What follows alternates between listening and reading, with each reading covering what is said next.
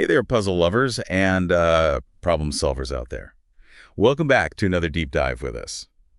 Today we're tackling a brain teaser that's, well, incredibly frustrating, but also oddly satisfying. You know the one, the Rubik's Cube? Oh, yeah. The one that's tempted all of us with the promise of order, Yeah. only to leave us in a jumbled mess more often than not. Yeah, exactly. It's been a puzzle captivating imaginations worldwide ever since Erner Rubik invented it back in the 1974. 74. It's simple to understand, Right. yet incredibly complex to master, and that's part of its enduring appeal. You know what's funny is we actually got a listener question, or a listener suggestion, I should say, about this one. Someone sent in a solution guide to help crack the code of the Rubik's Cube, and that's exactly what we're going to do today. Awesome. We're going deeper than just memorizing steps, though. We're going to explore the underlying logic, the patterns, and the strategies that make the Rubik's Cube such a fascinating challenge. Absolutely. And who knows, maybe we can even apply some of that problem-solving magic to our own lives and communities. I love that. Yeah, there's a lot we can learn from this seemingly simple toy. But first, let's break down what we're actually dealing with here. Okay, so imagine you're holding a Rubik's Cube in your hand. What are the key components we're looking at here? Well, you've got the 6 faces each with 9 colorful stickers. Right. But the real magic lies in the 3 types of pieces: the center pieces, the edge pieces, and the corner pieces. Okay. Now, here's something that might surprise you. Okay. Those center pieces are actually fixed. Really? They determine the color of that face and never move relative to each other. Wow. I always thought all of this moved around. That explains a lot of my failed attempts. Yeah, it's a common misconception. Okay. Now, the edge pieces with their 2 colors sit between the center pieces. And finally, you have the corner pieces, each sporting 3 colors tucked neatly in the corners. So it's like a 3D jigsaw puzzle Exactly. with a hidden set of rules. Exactly. And those rules govern how these pieces can move. Okay. Each face can be rotated 90 degrees, either clockwise or counterclockwise. Right. And with those simple moves, you can create over 43 quintillion different combinations. 43 quintillion. Okay, that number is officially mind-boggling. No wonder it feels like I'm trying to solve a cosmic mystery every time I pick up a Rubik's Cube.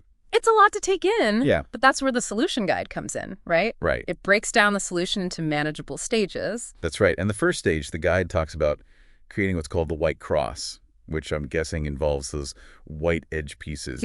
It's about getting all those white edge pieces surrounding the white centerpiece. Okay. And this is where we start to see those problem-solving skills come into play. Yeah. You have to analyze the current state of your cube, visualize the moves needed, and execute them in a precise order. It's like creating a plan of attack. Mm-hmm.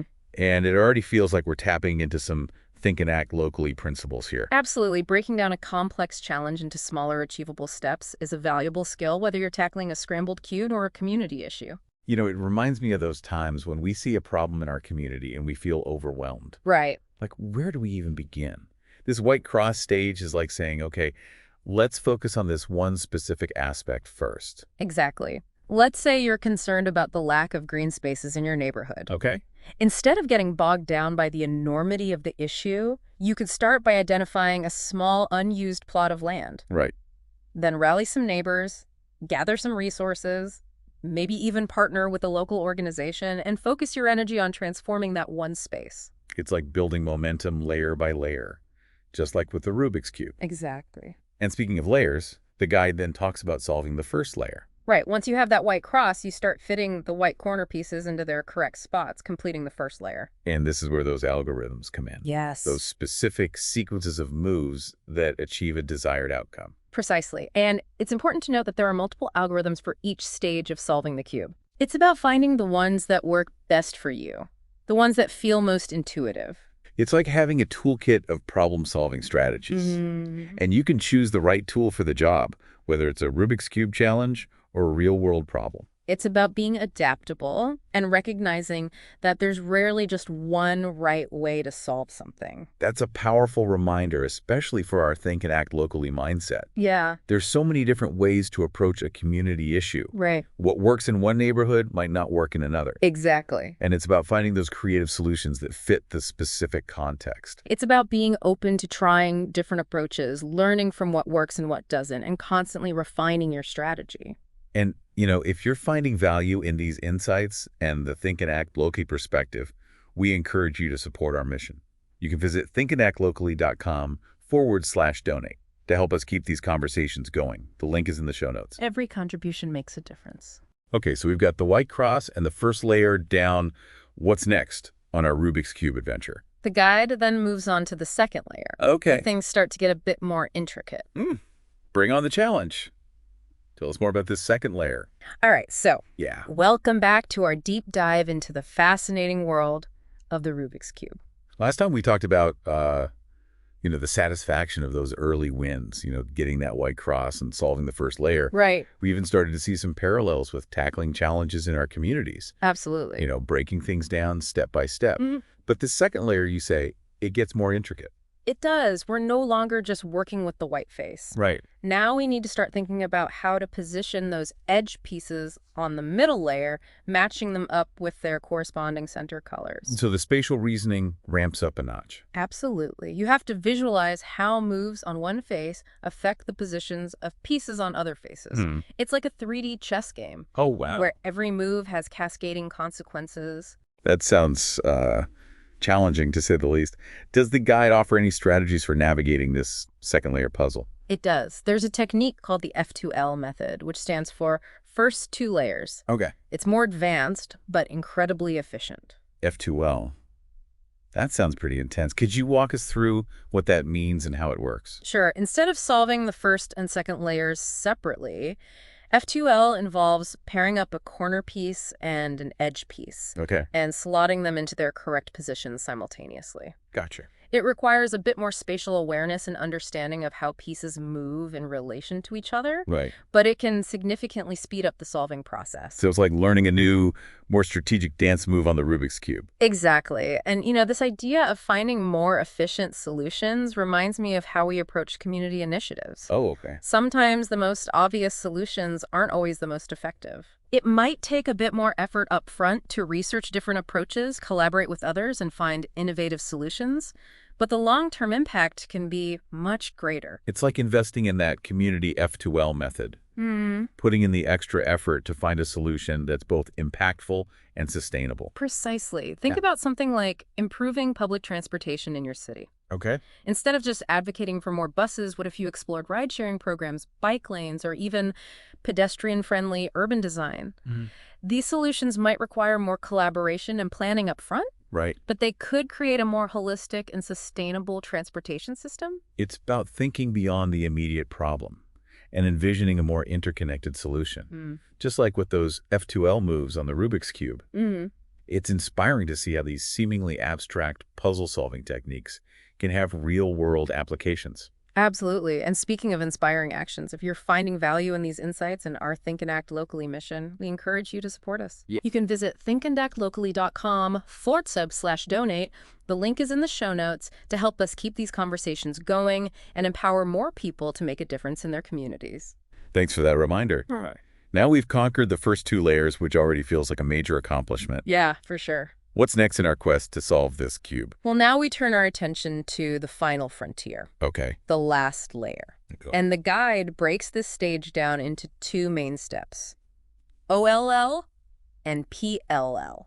Okay, I'm intrigued. Break those acronyms down for me. What do OLL and PLL stand for in the Rubik's Cube world?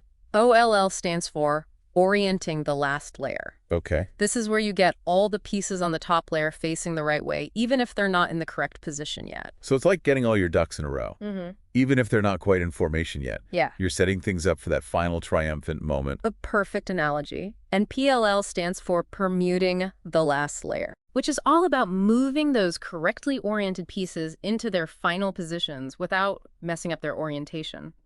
It's the home stretch, the final push to achieve that perfectly solved cube.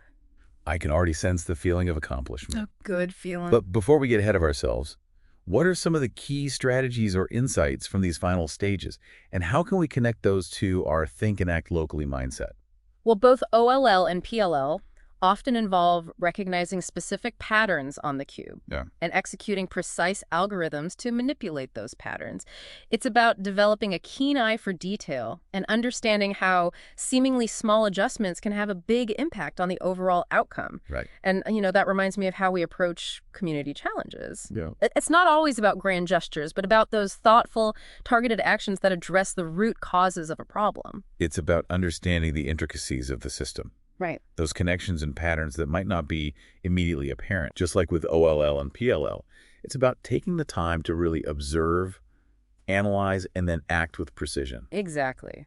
Let's say you're trying to improve access to healthy food in a food desert. Yeah. Simply opening a grocery store might not be enough. Right. You might need to address issues of transportation, affordability, and even community education about nutrition. It's about seeing the bigger picture and understanding how those different pieces fit together. It's about solving for the whole system, Mm, not just one isolated part of it. And I imagine that sense of interconnectedness is a key takeaway from mastering the Rubik's Cube. absolutely. The Rubik's Cube teaches us that even the most complex challenges can be overcome with patience, persistence, and a willingness to look beyond the surface. And it's fascinating how this puzzle, which can be quite solitary when you're actually solving it, Right. has also become a catalyst for community and connection. I've seen those Rubik's Cube competitions where people from all walks of life come together, Yeah. sharing their passion and skills. It's a great reminder that even in the digital age, we crave those real-world connections, those shared experiences that bring us together. And just like with the Rubik's Cube, when we approach community challenges with a collaborative spirit, sharing our knowledge and skills, we can achieve incredible things. It's about tapping into that collective wisdom, that diverse set of perspectives that can help us see problems from new angles and find solutions that work for everyone. And those connections, those shared moments of problem solving and celebration are what make our communities thrive. It's about building those bridges one twist of the cube at a time and celebrating the journey together. Welcome back to the Deep Dive, everybody. We've journeyed through the layers of the Rubik's Cube, explored its intricate mechanics. We even uncovered some of its surprising connections to things like math, computer science, and art. Right. But now in this final part, I kind of want to delve into something a bit deeper. I guess you could say the more philosophical side of this captivating puzzle. It's fascinating how this seemingly simple toy can offer so many profound insights. The Rubik's Cube isn't just a test of dexterity or problem solving, it's a reflection of the human mind itself, Oh, wow. a microcosm of the challenges and triumphs we experience in life. Okay, I'm intrigued. Yeah. Tell me more about this mind-cube connection. Think about that moment when you first pick up a scrambled Rubik's Cube. Okay. It can feel chaotic, overwhelming, Yeah, even a bit daunting. right. Doesn't that mirror those times in our lives when we're faced with a complex problem or a situation that feels beyond our control? Absolutely. Those moments where you feel like you're juggling a million things and everything's in a jumbled mess, just like a scrambled cube. Exactly. But here's the thing. With the Rubik's Cube, as with life, there's an underlying order, Okay. a structure beneath the apparent chaos. Right. And by understanding that structure, by breaking down the problem into smaller steps, we can start to regain a sense of control. It's like that aha moment when you realize there's a method to the madness, that you don't have to solve everything at once. Precisely. And that's where those algorithms come in. Those step-by-step guides that lead us towards a solution, they teach us patience, perseverance, Right. and the importance of focusing on one move, one layer at a time. It's almost like a mindfulness exercise, Yeah. bringing your full attention to the present moment, to that one twist of the cube. It is. And just like with meditation, the Rubik's Cube can help us cultivate a sense of calm and focus amidst the chaos. I like that. It teaches us to embrace the process, to find joy in the journey, even when we encounter setbacks. Because those setbacks, those moments when you think you've almost solved it, Right. only to realize you've messed up a previous layer, Yeah. those are part of the learning process too, right? Absolutely. The Rubik's Cube doesn't punish mistakes. Right. It invites us to learn from them. Okay. It teaches us to analyze what went wrong, adjust our approach, and try again. Right. And isn't that a valuable lesson for life in general? It is. It's about developing that resilience, Yeah. that ability to bounce back from challenges and keep striving towards our goals. And, it strikes me that this idea of embracing challenges, of finding order amidst chaos, is deeply connected to the think and act locally philosophy. I couldn't agree more. When we look at the problems facing our communities, whether it's environmental issues, social inequalities, or economic disparities, it's easy to feel overwhelmed. Right. But the Rubik's Cube reminds us that even the most complex challenges can be tackled if we break them down into smaller, more manageable steps. It's about shifting our perspective from feeling powerless Yeah. to feeling empowered, Right. to realizing that our individual actions, no matter how small they may seem, can contribute to a larger solution. Exactly. And just like with the Rubik's Cube, it's not about having all the answers right away. Yeah. It's about being willing to experiment, to collaborate with others, Right. to learn from our mistakes, and to celebrate those small victories along the way. It's about embracing that journey of continuous improvement, of constantly seeking new ways to make our communities better, brighter, and more just.